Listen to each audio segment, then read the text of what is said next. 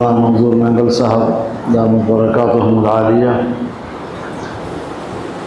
جامعہ صدیقیہ کے اساتذہ کرام اور طلباء عزیز، واقعی یہ میری سعادت ہے کہ طلباء علوم دینیہ کہ اجتماع میں موجود ہوں اور آپ کی زیارت سے شرف یاب ہو رہا ہوں۔ یہ مدرسے انتظام کے لحاظ سے تو تقسیم ہے، کسی جامعے کی ذمہ داری، ان کا نظام کسی کے حوالے، کسی کا کسی کے حوالے، لیکن یہ جامعات ہمارے مشترک اثاثے ہیں اور جب مدارس کے ماحول میں ہم آتے ہیں تو یہ اپنا ماحول محسوس ہوتا ہے۔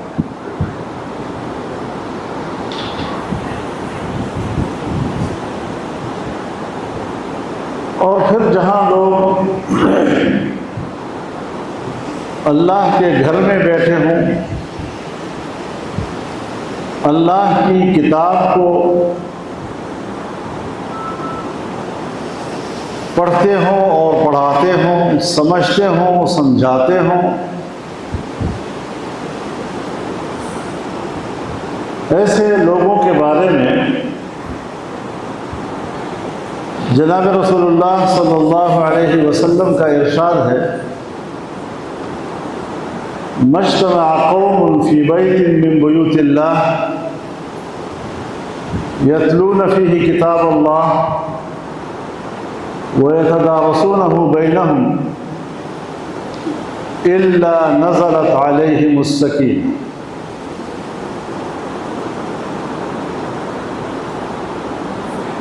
جو لوگ اللہ کے کسی گھر میں بیٹھ کر قرآن کریم کو پڑھیں بھی اور سمجھیں سمجھائیں بھی،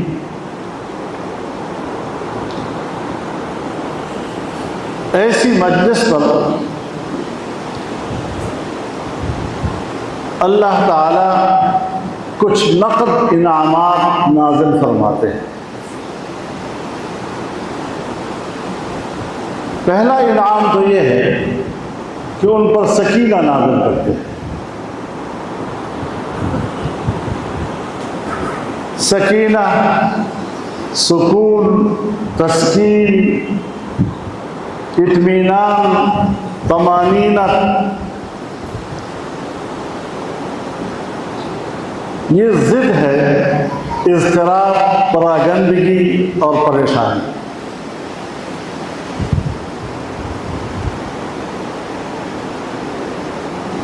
اور علماء کرام نے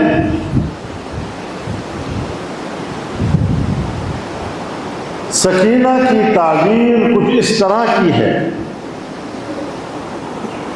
کہ یہ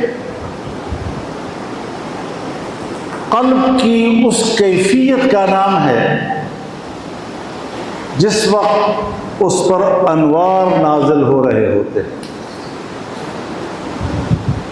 تو پہلا انعام تو یہ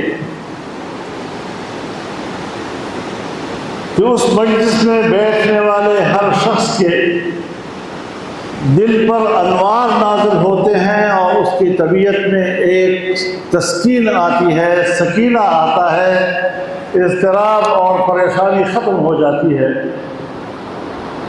پراگندگی ختم ہو جاتی ہے۔ وغشیتہم الرحمہ۔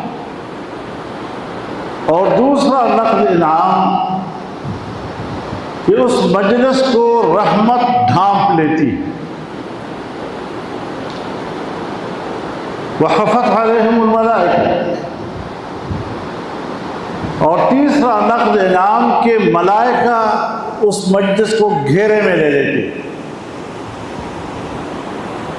رحمت کے فرشتے ارد گرد چھا جاتے ہیں۔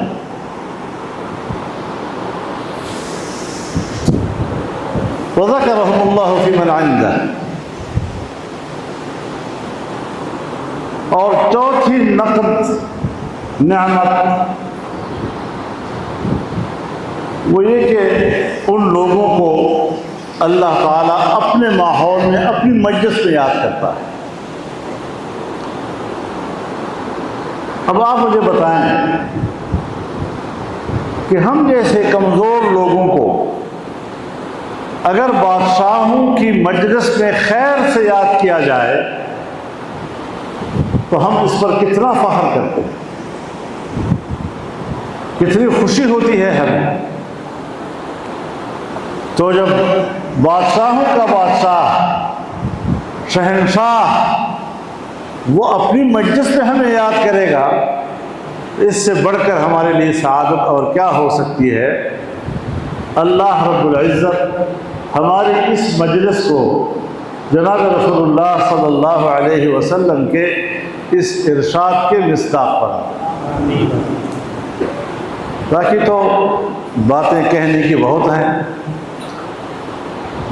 اور جب ہم کچھ باتیں کون سے کرتے ہیں تو آج کل سوشل میڈیا پر فوراً پہنچ جاتی ہیں، آپ لوگ اسے لائیو بھی سنتے رہتے ہیں، اور اگر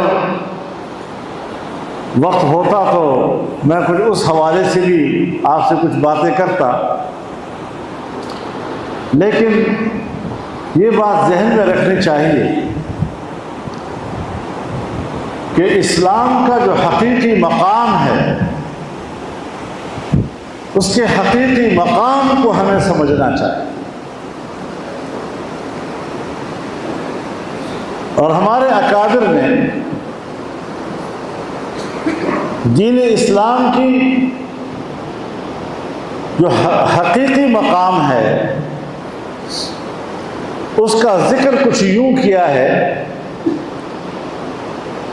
کہ اللہ رب العزت فرماتے ہیں الیوم اکملت لکم دینکم واتممت علیکم نعمتی ورضیت لکم الاسلام دینا۔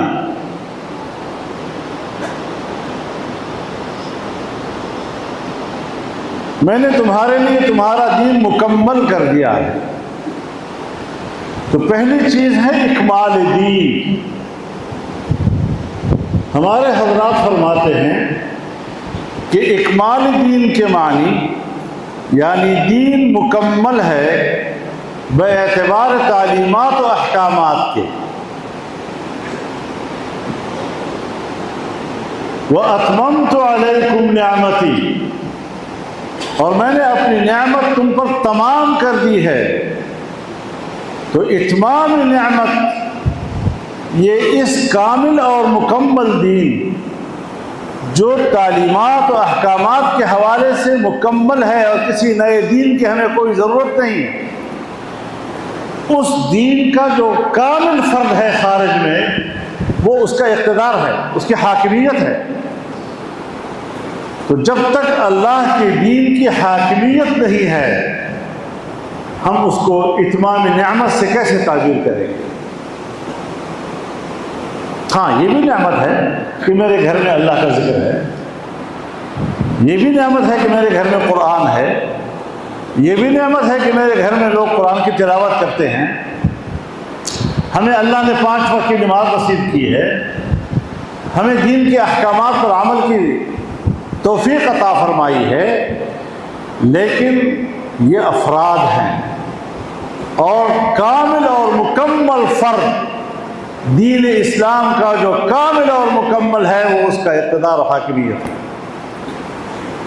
تو اس کام کے لیے فرشتے اوپر سے آئیں گے یا اس کی ذمہ داری بھی ہمارے پاس ہے؟ تو وہی دین جو اللہ نے بھیجا ہے اسی کے لیے تو ہمیں خلیفہ بنایا کہ اب اس کی حاکمیت ہونی چاہیے، شریعت کے مطابق ہمارے نظام چلنا چاہیے۔ وَرَضِيتُ لَكُمُ الْإِسْلَامَ دِينًا، اور میں نے اسلام کو بطور نظام حیات کے پسند کر دیا۔ یہ پچھلے 2 تعبیرات کی آخری شرائط پر دلیل۔ تو اس اعتبار سے ہمارے اکابر نے جس طرح دین اسلام کی تشریح کی ہے اس سے بہتر تشریح کوئی اور نہیں کر سکتا۔ میرے والد صاحب رحمہ اللہ حدیث کے بہت بڑے استاد تھے، اور میں نے خود ان سے سنا، فرماتے تھے کہ میں نے صحاح ستہ کی جب سے ان کی تصنیف ہوئی ہے اس کے بعد سے اس کی جتنی شروع ہوئی ہے میں نے تمام شروع کا مطالعہ کیا ہے، لیکن میرے دارالعلوم دیوبند کے اکابر نے جو شروع لکھے ہیں اس معیار کی کوئی شرم یہ تاریخ نہیں ہے۔ اب یہ بات معمولی بات نہیں ہے، ایک ذمہ دار آدمی کہہ رہا ہے۔ بذل المجہود کی جو یہ چھپی ہے ملتان سے، تو اس پر جو تقریر لکھی ہے اس میں بذل المجہود کے حوالے سے یہ بات لکھی ہے، اور قاسم العلوم کے جلسہ عام میں کچھ مسئلہ تھا جس پر تمام کتابوں کے انہوں نے وہاں جمع کیے اور اسے انہوں نے حوالے دیے، تو وہاں انہوں نے یہ ارشاد فرمایا تمام کتابوں کے بارے میں۔ تو اپنے اکابر پر اتنا بڑا اعتماد، اور پھر حضرت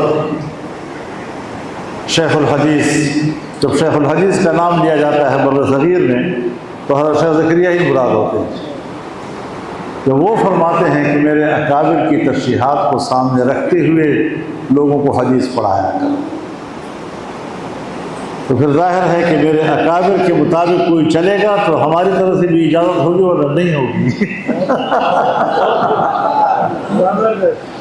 یہ جو روز روز نئے نئے فتنے پیدا ہو جاتے ہیں اور روز روز نئی تشریحات شروع ہو جاتی ہیں، اور ایسی ایسی تشریحات، ایسی ایسی تعبیرات کہ جو مغرب کے لیے قابل قبول ہوں، مسلمانوں کی فکر نہیں ہو، کیونکہ ایمان جا رہا ہے۔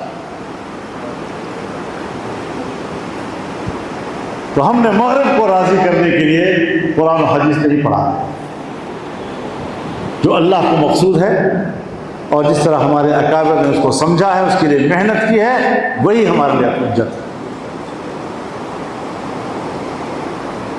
ہر روز کوئی نہ کوئی ایک مولوی تو نہیں ہوتا، مولوی نما پیدا ہو جاتے ہیں۔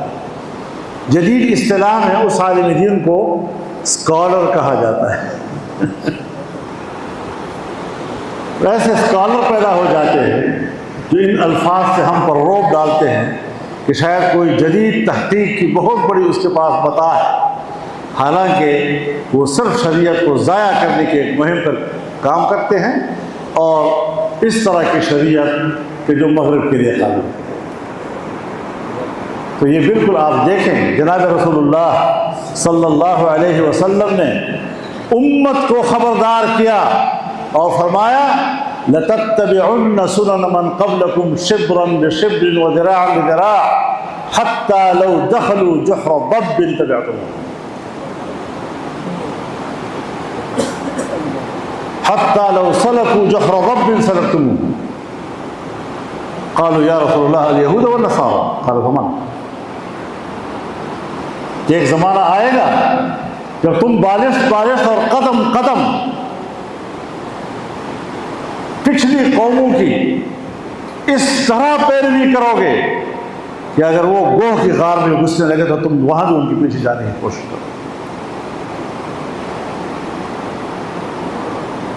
تو صحابہ کرام نے عرض کیا یا رسول اللہ یہود و نصارہ کے؟ آپ نے فرمایا کون ہو سکتے؟ آج آپ دیکھیں، اور بات صرف علمی اعتبار کی نہیں ہے، یہ بات بھی سن لیں، علم میں وہ ہم سے تکڑے نہیں ہیں، کتاب کے میدان میں وہ ہم سے تکڑے نہیں ہیں، مار کھاتے ہیں۔ ہمیں جو انہوں نے اپنا پیروکار بنایا ہے اپنی تہذیب کے، ننگی تہذیب اور یا تہذیب عیاشی اور فحاشی کے ذریعے سے انہوں نے پورے دنیا کی امتوں کا رخ تبدیل کیا ہے۔ یہ وہ ساری چیزیں ہیں جو ہمارے مد نظر ہیں اور ہونی چاہیے، تب تب جا کر پھر ان مدارس اور ان بلڈنگوں کی ایک افادیت ہمیں نظر آتی ہے، اور اللہ تعالیٰ ان پر اس طرح کے نتائج مرتب فرمائے۔ بہرحال میں بیمار بھی ہوں، مجھے میرے پاس مہمان آئے تھے حضرت، تو مجھے کہا کہ آج اس دفعہ آپ کچھ کمزور نظر آتے ہیں۔ میں نے کہا میں کمزور نہیں ہوں، تمہارے دعائیں کمزور ہو گئی ہیں۔ تو اپنی دعاؤں میں ذرا زور پیدا کرے اور اللہ رب العزت سے درخواست کرے کہ اللہ تعالیٰ ہمیں قوت عطا کرے، ایسی قوت جو اس کی دین کی خدمت میں صرف ہو جائے، اور اللہ تعالیٰ گناہوں سے محفوظ رکھے، اور جو ہو چکی ہیں اللہ ان کو درگزر فرما دے۔ ہمارے پاس اور کیا راستہ ہو سکتا ہے؟